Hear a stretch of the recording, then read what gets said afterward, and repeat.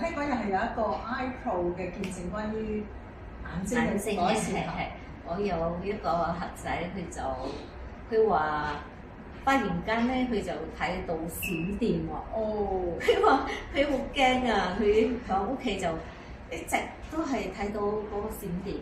咁佢係去睇醫生啦，醫生同佢話年紀大咗係咁啦，老化咗，咁就冇藥俾佢食喎。佢就驚一驚盲咗點算好啊？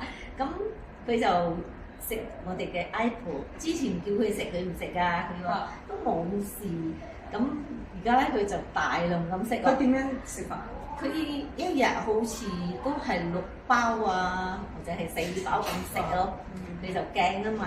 咁同埋佢都有加嗰個 Molyneux 一齊食嘅。